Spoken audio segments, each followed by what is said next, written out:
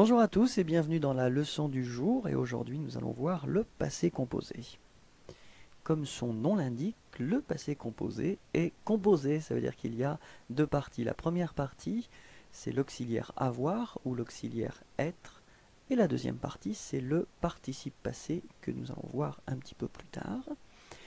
L'auxiliaire, donc avoir, va être utilisé pour la majorité des verbes. Être sera utilisé pour les verbes réfléchis ou pronominaux qui commencent avec ce. On va également utiliser l'auxiliaire être pour les verbes suivants: aller, venir, entrer, sortir, arriver, partir, monter, passer, descendre, rester, tomber, devenir, naître et mourir. Donc pour ces verbes-là, vous utiliserez l'auxiliaire être. En ce qui concerne le participe passé, pour les verbes du premier groupe qui se terminent en ER, l'idée c'est tout simplement de retirer ce ER et de les remplacer avec un E accent aigu, et donc vous obtenez parler. Phonétiquement c'est exactement la même chose, donc l'infinitif parler, ER, participe passé, parler, E accent aigu. Pour les verbes du deuxième groupe, les verbes qui se terminent en IR, vous retirez I et R et vous les remplacez avec I. Donc un exemple que nous avons ici, c'est le verbe choisir.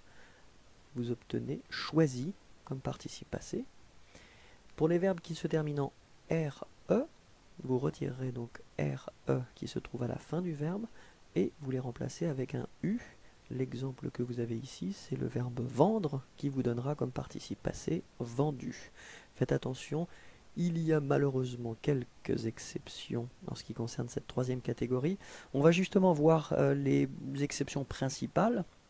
Le verbe donc être, bien sûr, qui vous donne été, avoir, qui donnera eu, faire, fait, venir, venu, prendre, pris, écrire, écrit, dire, dit, voir, vu, tenir, tenu, mettre, mis, ouvrir, ouvert, naître, né.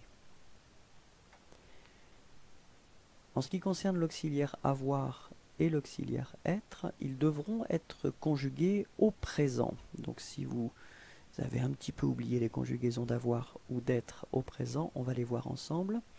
Pour avoir, j'ai, tu as, il a, nous avons, vous avez, ils ont. On va répéter ensemble. J'ai, tu as, il a, nous avons, vous avez, ils ont. Maintenant, être, je suis, tu es, il est, nous sommes, vous êtes, ils sont. On répète ensemble. Je suis, tu es, il est, nous sommes, vous êtes, ils sont. Très bien.